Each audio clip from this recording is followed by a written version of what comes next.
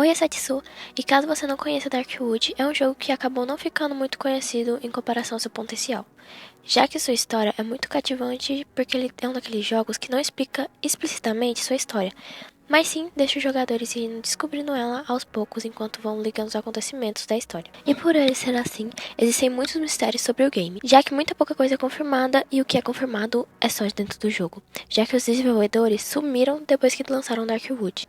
E só voltaram anos depois para se pronunciar falando que foi muito cansativo fazer Darkwood e que precisavam de um tempo. E hoje eu vou mostrar para vocês algumas possibilidades e tentar resolver um dos maiores mistérios da floresta de Darkwood.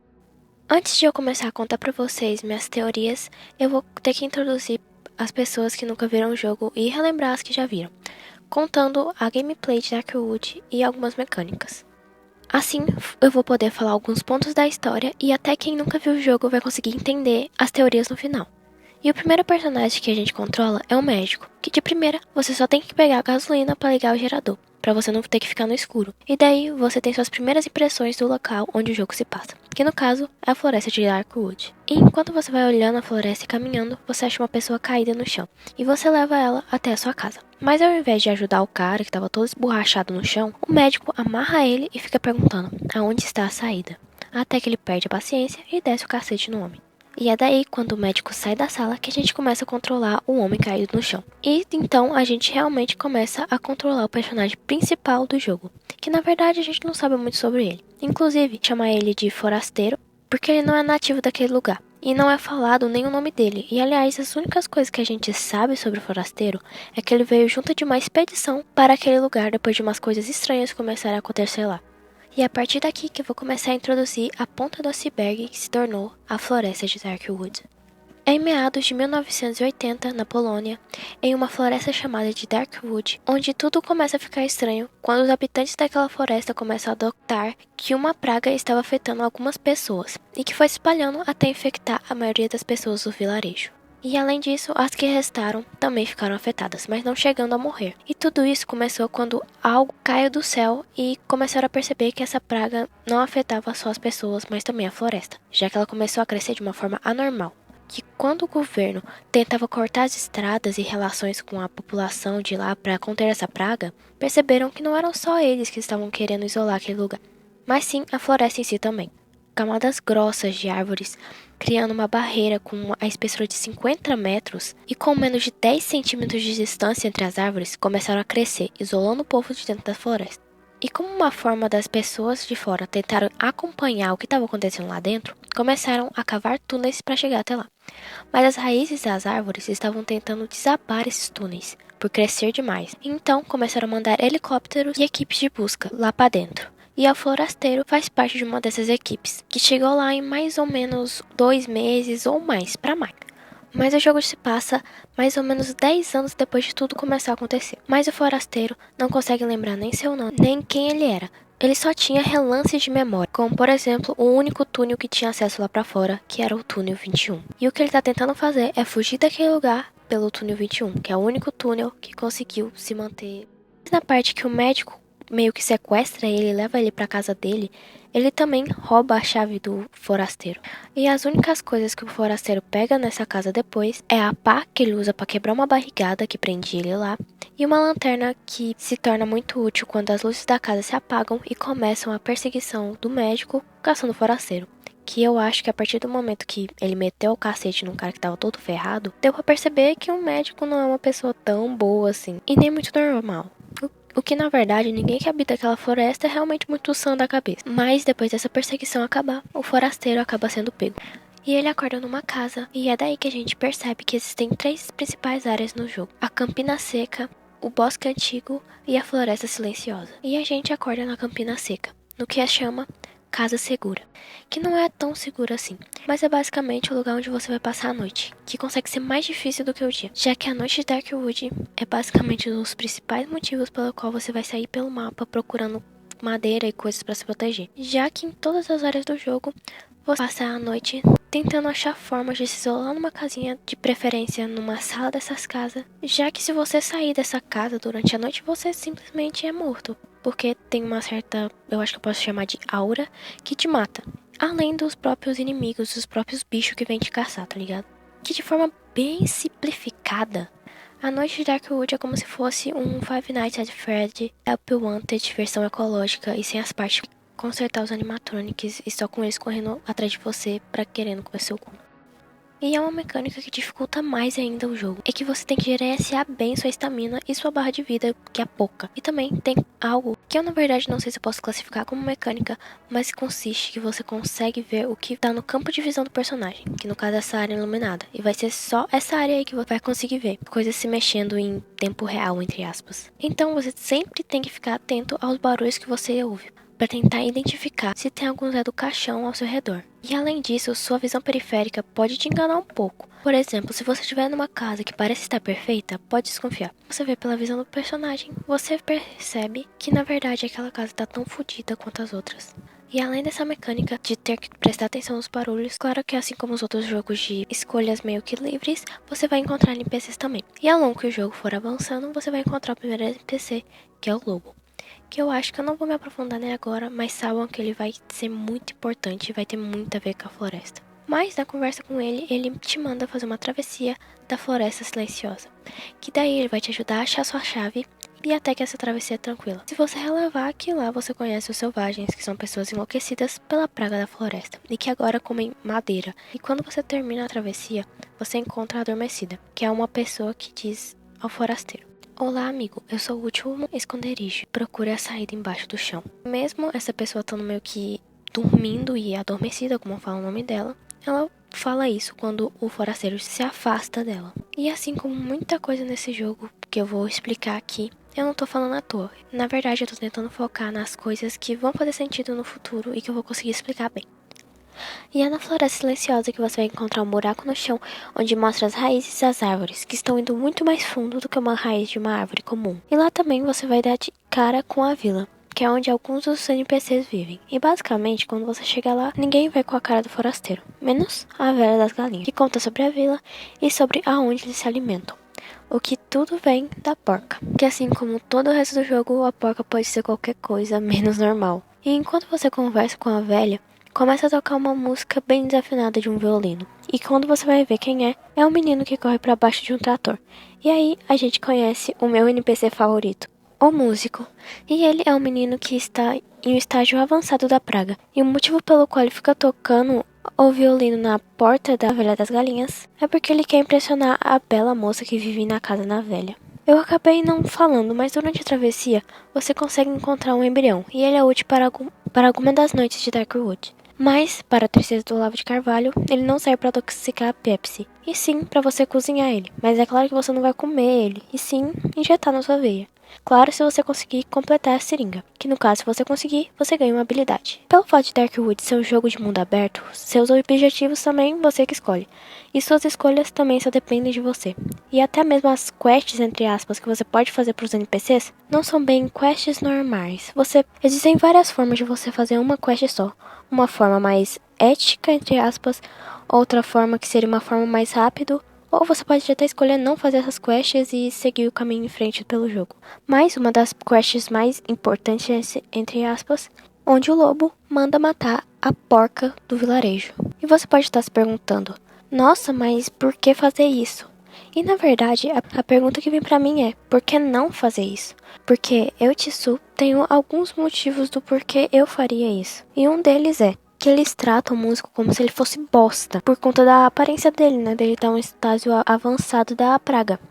Mas, sinceramente, quem a essa altura do campeonato vai sair ligando pra aparência dos outros, tá ligado? Tipo, eles deveriam estar se ajudando, porque eles são poucos e ainda maltratam os que restam, mas que não são igual a eles. E outra coisa é que quando você entra no vilarejo, você, tipo, percebe que aquele vilarejo ali não é normal. Não só porque ele tá em estado de calamidade, mas as pessoas parecem que não têm esperança, tá ligado? Que eles estão lá só pela sobrevivência, mas no fundo parece que eles não têm uma vontade realmente de sobreviver. Tipo, nenhum propósito, sabe? Que, spoiler, eles nem viram, vão ficar mesmo. Então, o que é um peido pra quem já tá cagado? Mas isso, é claro, é na minha visão. E, na verdade, a motivação do lobo é porque ele não gosta daquele povo da vila. E também porque ele não é uma boa pessoa. Porque, primeiro, ele nem pessoa ele é. E outra é que dificilmente você vai encontrar alguém realmente bom nesse jogo. E quando você finalmente chega na porca, você vê que ela é isso. E como eu disse, ela pode ser qualquer coisa. como tenebrosa, asquerosa, um capeta, menos uma porca normal. Só que, vamos ser sinceros, ela realmente dá uma fominha, não dá não? Nem que seja uma fominha de comer chumbo, de beber gasolina e fumar um cigarro, mas, né, a gente não pode ficar sempre atento assim aos detalhes. Mas voltando pro jogo, quando você mata a porca eletrocutando ela, e você volta pro vilarejo, a gente encontra os aldeões desesperados fazendo um culto para reviver ela. E quando você volta para sua casa segura, eles te deixam um belo culto de cabeças de porco e muito sangue. Realmente, eles são uns fofos. E depois de você fazer isso, se você for para o último lugar do jogo, que no caso é o bosque antigo, lá você percebe que consegue ser mais perigoso do que a floresta silenciosa. Sendo lá o habitat de uma das criaturas que mais me dá medo, que essa porra aqui. Que convenhamos, você ser perseguido por isso não é uma das coisas mais agradáveis, principalmente com o clima que o jogo tem. E é no bosque antigo que você consegue achar a Casa do Caçador, que é uma casa cheia de animais empalhados. E nela achamos o possível corpo do caçador, que tá todo enrolado em raízes. E se a gente fuçar ele, a gente acha um anel de noivado. E lá também achamos a Toca do Lobo, que é um remake da Casa do Caçador, que no caso é onde o lobo vive, é essa Toca do Lobo. E nela achamos vários humanos empalhados. E, aliás, guardem a informação da Casa do Caçador e da Toca do Lobo, porque ela vai ser muito importante. Mas, voltando, se você fazer a quest para um músico, buscando um violino novo para ele, onde seria a casa dele nessa área, quando você entrega para ele, ele te dá a localização do médico. Mas quando o forasteiro vai de encontro ao médico, ele entra em uma cilada, onde ele acaba inalando algumas coisas, onde ele começa a alucinar sobre a história desse médico. Que no caso, ele queria ajudar esse povo da vila, tentando encontrar uma, talvez, cura pra praga, mas ele não conseguia achar, já que aquela praga era diferente de tudo que ele já tinha visto até naquele momento. Mas, ao longo que ele não conseguia achar, todos os pedidos de socorro viraram ofensas e, mais pra frente, ameaças. Porque o povo da vila achava que ele só não fazia isso porque ele não queria. Só que o médico realmente tinha o desejo de ajudar aquele povo. E daí a gente acorda e percebe que o médico pegou as folhas que falavam da localização do túnel 21. E nisso a gente sai correndo pro túnel. E quando entramos nele, ele aparenta estar caindo. E a gente encontra um monte de resíduos brancos pelo túnel. E pessoas entrelaçadas e presas, mas alguns se comunicam com o forasteiro. E até mesmo dão itens para ele. Até que depois de tanto andar, a gente chega na escadaria. E daí a gente consegue sair da floresta. Ou pelo menos da primeira parte dela. E é daí que a gente chega na segunda parte da floresta, o pântano. Onde lá também tem uma vila, mas ela tá alagada. E nessa parte da floresta nós temos poucos personagens nativos de lá. E um deles é a árvore falante, que é uma árvore cheia de corpos. E a gente descobre que o nosso próximo objetivo é queimar ela. Mas não adianta só queimar a superfície, a gente tem que pegar o mal pela raiz. E para isso a gente precisa fazer algumas tasks pra gente começar a pegar os itens para ir pro subsolo, que na verdade é um túnel que tá todo alagado lá na vila. E numa quest em que a gente tem que buscar um menino e levar ele pra mãe deles, pra gente conseguir um tanque de oxigênio, a gente acaba conhecendo a velha dos cogumelos, que diz que anda observando uns olhos que ficam observando ela pela janela e ouve passos em volta da casa dela. E ela diz que é o povo da vila, em que a gente matou a porca no caso, e diz que eles estão famintos. Então, ela manda a gente dar um jeito neles, já que se a gente não desse um jeito neles, eles iam comer ela, de forma literal. E você pode fazer isso, ir até onde eles estão, que no caso é a pedreira, e exterminar eles. Como eu disse, em Darkwood não tem algo certo a se fazer, tudo vai do seu consciente. E claro que dependendo das escolhas que você vai fazer, você vai sofrer com as consequências. Mas independente do que você fizer com os moradores da vila, se você chegar e falar com a velha dos cogumelos que você acabou com eles, mesmo não tendo acabado com eles mesmo, ela te dá a chave e você busca o menino e leva ele até a mãe dele. E daí, você buscando os recursos, a gente descobre que existe mais de uma saída. Só que essa segunda saída é pela torre de rádio, mas que agora ela é um ninho de uma das espécies de monstros chamada Banshee, que basicamente imagina um slime do Minecraft, mas que grita no seu ouvido. Mas ainda nessa skin, nesses trajes, só imagina isso atrás de você. E como eu disse, é um ninho, né? Então tem ainda os filhotes dessas porra. E isso é o Banshee. E se você conseguir passar por esses Banshees sem você ter um surto psicótico, você encontrar mais um jogo de túneis. Mas esse você tem uma oportunidade de passar. Mas eu acho que apesar desse final ser um alívio de que finalmente você conseguiu sair daquela floresta, é bem mais interessante você não só se livrar daquela floresta, né, saindo, mas como livrar ela de toda a praga que infecta ela. E caso você não consiga sobreviver a esse jogo de túneis, você vai pra segunda saída, né? Que no caso é a que a gente tá procurando desde o início do jogo. E quando a gente desce e vai procurar pelo coração da árvore, e você consegue achar ele, agora, enquanto ela queima, ela vai soltando seus gritos de agonia. E enquanto isso, você pode batalhar com o lobo, que conseguiu passar pelo túnel também, mas como ele não é uma boa pessoa, como eu disse antes, e se você conseguir vencer ele, que é a única forma matando ele, você vai poder vasculhar o corpo dele, e nele você acha um anel de casamento, assim como o do caçador. Mas é todo irregular, e a descrição diz que é uma imitação barata. E se eu fosse vocês, guardava bem essa informação, mesmo que eu vá citar ela depois. Amanhece você acha a árvore toda carbonizada. E assim você pode ir para a estrada que te leva até sua casa, supostamente. Mas a estrada parece estranha, porque tem raízes saindo para fora dela, mas você vai entender o porquê que isso tá assim. E aí você acha a sua cidade. E então, seu prédio, sua rua. Mas tudo começa a ficar estranho se você resolver explorar mais o prédio e ver que seu apartamento se repete uma vez, duas vezes, três vezes. E se caso você resolver mover os móveis da sua casa, você vai achar raízes debaixo da sua cama que te levam até um buraco. E você não saiu da floresta. É só um sonho. Acorde.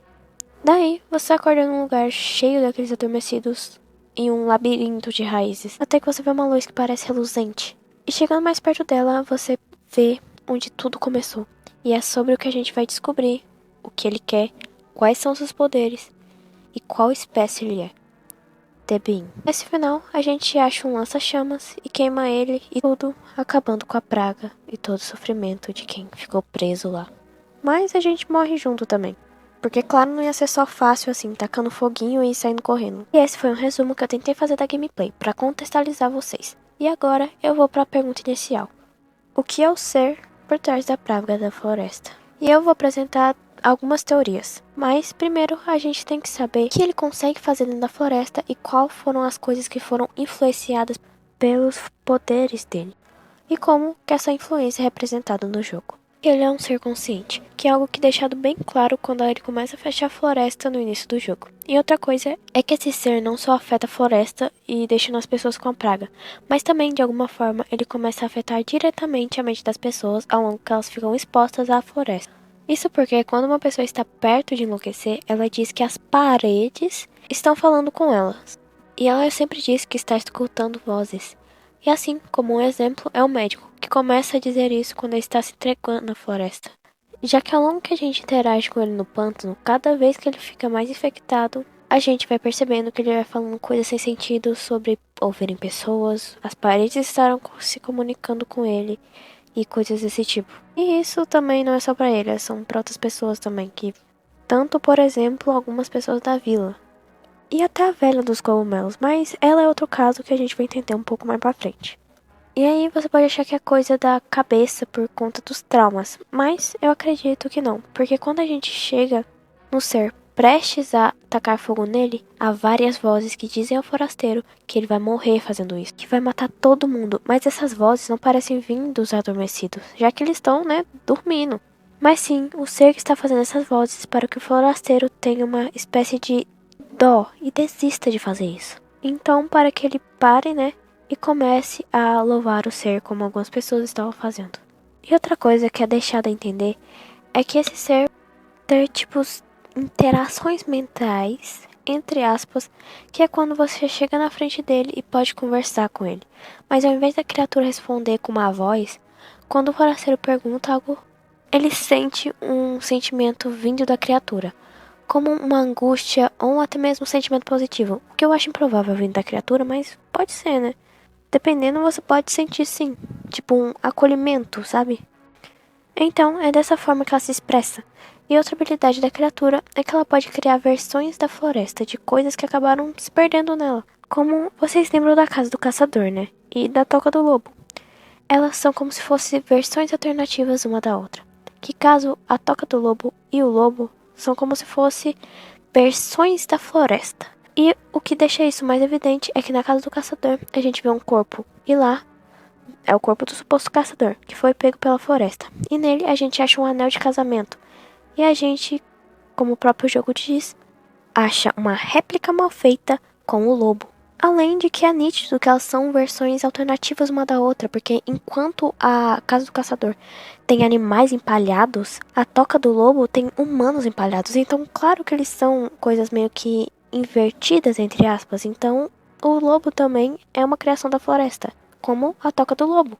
E outras réplicas que a gente acha durante o jogo é o nosso prédio, que na verdade não era o nosso prédio. E o fato da gente conseguir encontrar a nossa cidade, entre aspas, o prédio, essas coisas, é uma das provas mais, assim, meio que concretas, entre aspas, que a floresta ela pode sim fazer suas réplicas, sabe? Porque aquilo não era de verdade, a gente não tava sonhando, a gente realmente cai lá dentro.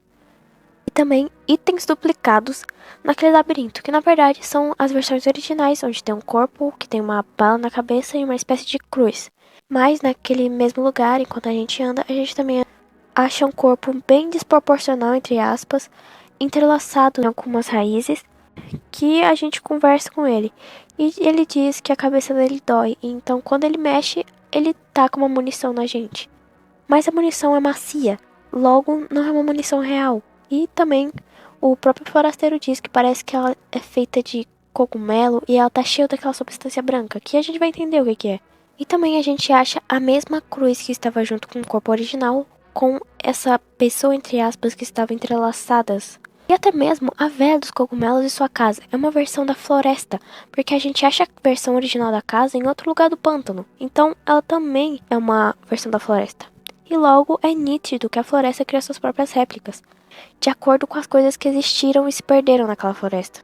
E como eu disse, a maioria dos itens duplicados, para não dizer todos, mas eu acho que é todos mesmo, tem uma espécie de resíduo branco nelas.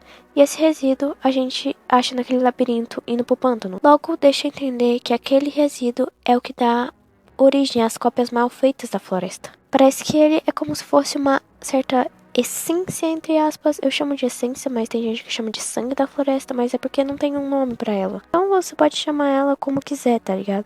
Mas eu chamo de essência, porque eu acho que faz mais sentido. Então é com essa essência que a floresta, entre muitas aspas, né, que não é a floresta em si, mas vocês entenderam, consegue fazer suas cópias. Outra coisa é que eu acho que ele tenta fazer as pessoas cederem à floresta, ou morrerem para a floresta, que assim a floresta possa tomar o corpo dessas pessoas. E eu vou responder a pergunta sobre o que é a infecção. Ela é a manifestação de um ser que não é compreendido, já que nem da terra ele caiu do céu. E as alucinações e coisas que os personagens ouvem ou veem também são manifestações desse bicho tentando se comunicar com elas. Mas ele, ao invés de usar as palavras para se comunicar, ele transmite sentimentos que são interpretados por cada pessoa, já que ele em si não sabe falar nossa língua humana. E então ele solta espécie de grunhidos que são incompreensíveis, mas passam sentimentos. Não é bem a floresta, mas é esse ser que causa essa toda infecção. Mas uma das perguntas que eu me fiz na primeira vez que eu vi o jogo foi por que ele faz isso? Já que se ele é um ser consciente, ela deve ter uma motivação. O que, na verdade, a resposta mais provável é que talvez ele faça isso para aumentar seu domínio ou seu poder. E ele é aquele lugar pobre que ele conseguiu em cair virem um só. Porque, querendo ou não, tudo que se perde naquela praga da floresta fica nela. Ou as coisas que são criadas por ela. Então, de qualquer forma, é muito mais fácil dominar todo aquele território, já com as paredes de camadas muito grossas de árvores enormes bloqueando o acesso aéreo, e terrestre com as suas raízes bloqueando todos os outros túneis possíveis de serem criados, para que ninguém lá de fora entre lá e busque os habitantes de lá, ou as vítimas dela. É uma forma mais fácil de você comandar, é mais fácil garantir que, de certa forma, tudo que se perder naquela floresta continuará nela. E que mais pra frente provavelmente torne-se parte da floresta e do ser que agora ela pertence. E agora vamos para as teorias sobre a possível espécie do ser que tomou a floresta de Darkwood, no caso, Debin, que é o nome que ele é chamado. Eu espero que eu tenha explicado bem sobre o que ele faz na floresta e o que ele tem habilidade para fazer também. E vamos lá. Na verdade, não existem muitas teorias sobre qual a espécie do tal ser. Mas uma das teorias mais aceitas sobre a espécie do Debin é que ele é um ser que está num nível acima dos humanos. E por isso ele tem essas habilidades. E também existem algumas pessoas que dizem que ele é uma espécie de Deus, uma reencarnação de um Deus, o que eu acho, sinceramente, bem improvável. Porque se ele fosse mesmo uma espécie de Deus, ele seria muito mais poderoso do que ele é. E ele não precisaria se comunicar com essas pessoas ou infectar elas, para que elas cedam para a floresta e durmam. Para que então ele tome um certo controle sobre o corpo dessas pessoas. Se ele fosse realmente um Deus, ele simplesmente botava todo mundo pra ir de nanas, tá ligado? Como se fosse um passe de mágica, o que seria se ele fosse um deus, sabe? Já que ele teria poder pra isso. Já uma teoria que eu pensei quando eu vi essa história pela primeira vez foi que o Tebin se parecesse mais com um parasita sugando a vitalidade daquela floresta e substituindo essa falta de vitalidade por essa essência. Que no caso eu tô falando daquela coisa branca, sabe? Que a floresta cria suas cópias. E assim, consumindo aquele lugar de pouco a pouco. E usando essa minha linha de raciocínio, eu pensei que as pessoas eram infectadas, tipo, ficavam loucas, né? Porque o oxigênio também, de certa forma, estava infectado, já que as árvores estavam contaminadas. E eu achei que, pelo fato delas ajudarem a produzir oxigênio, né? O oxigênio também estaria afetado com aquilo, mas essa foi uma teoria que eu criei meio que vinda da primeira impressão do jogo, sem saber ele por completo. Então, eu meio que tentei criar uma possibilidade mais ligada à realidade, entre aspas, já que eu tentei assimilar o Debin com um parasita, porque os parasitas, como eu vou dar exemplo do carrapato, quando ele tem alguma doença e ele prende no corpo de algum animal, além dele sugar o sangue e os nutrientes, que no caso seria a vitalidade daquele lugar, pro Debin, né? Ele também passa essa doença, que no caso, na história de Darkwood, seria a praga. E eu também, de primeira, eu não pensei que ele pudesse realmente se comunicar entre as pessoas. Mas essa foi a minha primeira impressão. Basicamente, foi baseado no primeiro contato que eu contive com o jogo. Então, que foi só me aprofundar um pouco mais, que essa minha teoria que eu tava na cabeça caía por terra. Já que no final do jogo, o forasteiro tem suas interações com a criatura. E isso deixa subentendido que quase claramente, né, que é realmente algo sobrenatural, que não é algo como eu estava pensando, sabe? Algo mais pensado na realidade, entre muitas aspas. Então, a teoria que mais faz sentido é a primeira. Ele seja um ser mais evoluído que os humanos, mas que não chegue a ser um deus. Eu acho que vocês poderão entender. Que ele é mais poderoso que os humanos, mas que não é um deus. E outra coisa que confirma isso é que esse jogo é um jogo de terror cósmico. Um gênero que se originou dos livros de H.P. Lovecraft. Que eu tô planejando fazer um vídeo sobre, mas provavelmente ele vai demorar um pouco, porque são bastante livros e eu tô planejando ler todos eles pra fazer tipo um grande resumo, entre aspas. Mas nesses livros, basicamente, ele tratava de seres que viam na Terra só para destruir a raça humana. E na maioria das vezes ele não explicava de onde é sua origem e o que eles realmente queriam a certo. Ele só dizia que essas coisas vinham pra Terra para acabar com a raça humana. Não tinham porquê, não tinham da onde veio e nem o que eram. E eu acho que Darkwood, assim como os livros de H.P. Lovecraft, não vão se aprofundar mais em Tebin. E são essas teorias. E eu acho que, como eu disse, a mais provável é a primeira, de que ele seja um ser que esteja num nível a mais dos seres humanos, mas que não é um deus. E eu acho que são essas as teorias, ou as principais teorias sobre Tebin e sua origem. E como eu disse, esse ser, ele provavelmente não tem uma certa explicação de onde ele veio e exatamente o que ele é. E eu acho que nem vai ter, porque eu acho que isso que dá o tom mais de medo nos terrores cósmicos. Já que você não sabe de onde vem, então você não sabe o que temer, não sabe o que esperar daquilo. E baseado nisso, eu vou ficando por aqui. Eu espero realmente que eu tenha explicado bem pra vocês e que vocês tenham gostado do vídeo. Eu fiz com muito carinho. E é isso. Obrigado por terem me ouvido até aqui. E tchau, até o próximo vídeo.